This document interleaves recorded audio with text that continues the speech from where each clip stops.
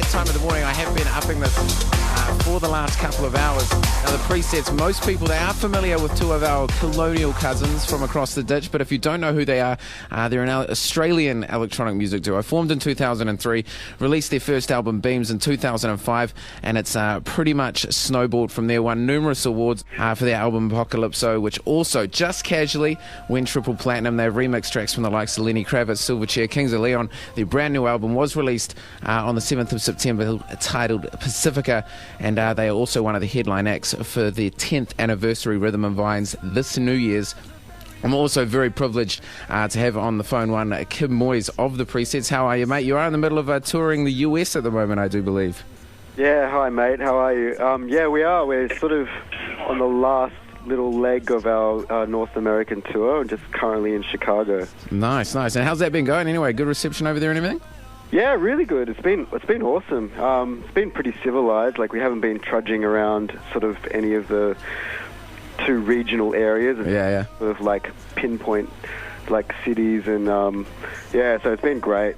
Awesome, bro. Awesome. Well, I want to cut straight to the chase. This album, Pacifica, you released it on September 7th, and it's been just over 4 years since the release of your last album, and I'm probably not alone in saying, what took so long, man? How come? Well, if you really want me to break down timeline for you, I can. I mean, have you just been busy? I mean, I've heard also, rumor you had a few kids, or...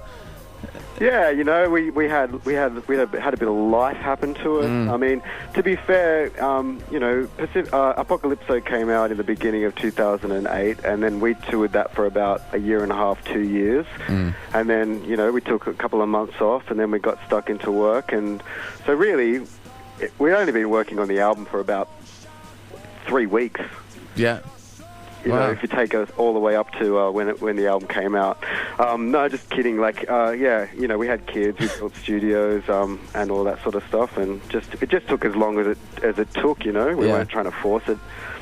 No, it's good to finally have it out. The artwork on the album as well is pretty cool. For those people who haven't seen it, it's basically you and Julian just standing on the edge of a lake and kind of in the abyss. Who designed that, and who had the idea for that? Yeah, well, we've got this amazing art director guy who does all of our T-shirts and album covers. His name's Jonathan Zawada. So that's his idea. I guess he's just kind of interpreting the music. And funnily enough, like we didn't even have an album title until he handed in his mock-ups for the album cover, and we actually the album title was inspired by the album cover. So yeah, we saw this really blue, beautiful kind of oceanic scene with us in these pastel colors, and the idea to call the album Pacifica came to be. Also, just wanted to say that the first single, Youth in Trouble, off the album, I find it very similar to kind of early Chemical Brothers and Underworld. Like, that was the first impression I got when I first heard it. Is that fair to say that you guys take influence from some of those guys? Yeah, sure. I mean, we were, you know, that was some of our formative years as kind of ravers, or whatever you want to call it, like young guys going out to clubs and stuff. Yeah. You know, they were the guys who were the kings of techno at that time, or some of the kings of techno. And I guess with that track, we were just trying to do our version of what we think classic techno is. Yeah. You know, sort of really rolling rhythms and bubbly kind of acid sort of sounds, and I guess, you know, in a way to kind of be an antidote to some of the music that's getting termed EDM around the world these days.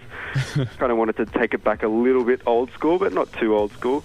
No, fair enough. It definitely shines through. Now, I have listened to the album quite a few times as well, and one thing I really do like about it is the diversity of the tunes. I mean, obviously there's a few on there that I'd personally associate with big festival atmosphere, a few drinks, but on the flip side, there's more mellow and, well, for want of a better word, emotional tunes. What's the kind of explanation of that? Was that always the goal, to have this, you know, these complete contrasts of tunes?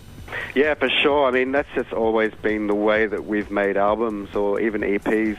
I think the thing for us to feel like it's a satisfying body of work is it that it has to have like contrasting feelings and emotions and moods, and it can't just all be like full on from the get-go until the end. It needs to kind of take you on a little bit of a journey, as much as I hate that word in description of music. But But yeah, I think it sort of like comes from probably when we were classical musicians and in orchestras and stuff, and in a symphony you'd get lots of different like peaks and troughs and different characters explored with different feelings, and yeah, it's just kind of how we feel a proper album should roll.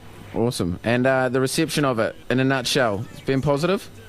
It's been overwhelmingly positive, you know? Yeah. I mean, yeah, it's been great. I think, you know, I think there's people out there that it's not for them, but there's people out there who where Apocalypso wasn't for them, yeah, and they're into it. So, you know, I think, yeah, we can only really judge by the shows and the shows that we've been doing, especially over here in North America, and the festival that we just finished off in Australia, Parklife. You know, it was awesome. That's fantastic. That's fantastic. Now, speaking of festivals, Rhythm and Vines, you're obviously one of the headlines this year, and it's a biggie, 10th anniversary. Had you heard much about Rhythm before you guys were booked this year? I heard that I've heard that it's a really great festival. And so you've never seen anything of it, or are you going to be completely kind of, you know, stepping into a new zone? I'm going to be surprised. Awesome. Pleasantly surprised. Awesome. I have done personally Rhythm and Vines a few years ago, and it is a wicked vibe. It is a wicked vibe. But for those people who maybe don't know you guys as well, can you give us a little taste as to what we may be able to expect this year seeing you live? Well, basically just like the best way to start the new year. Yeah, fair enough. Completely fair enough. But is it you guys all play live and everything like that? Yeah. So there's me and Julian on stage. We've got like, you know, some synths and some stuff like that, some electronic gear. We've got a drum kit, and we've got like a big lighting rig, and it's just a really fun festival party. Awesome. I really look forward to it. Well, I've just got finally, I won't take you too much longer, 5 quick fire questions. First answer that comes to your head when I say them.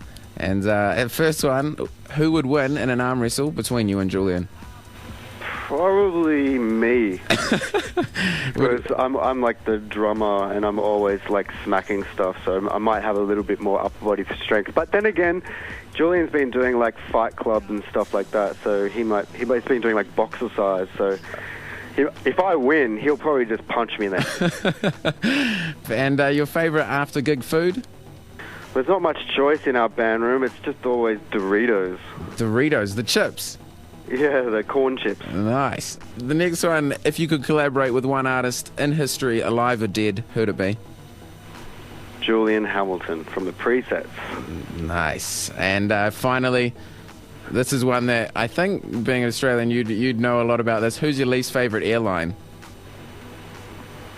Oh man, they're all just as bad as each other. I haven't really travelled on the really bad ones, but you know what? I could find a complaint about every airline if you really wanted it. There's no particular standout. I'm not going to have my status revoked. Hey, well, Kim, thank you very much for joining me this morning, mate, and take care. Good luck with the rest of your tour, and look very much forward to seeing you at Rhythm and Vines this year. Cheers, mate. Thanks for the chat. Cheers. No worries. Take it easy. Bye. Kim Moyes from the Presets. They are one of the headliners down at Rhythm and Vines this year. And, yeah, get on down, see them.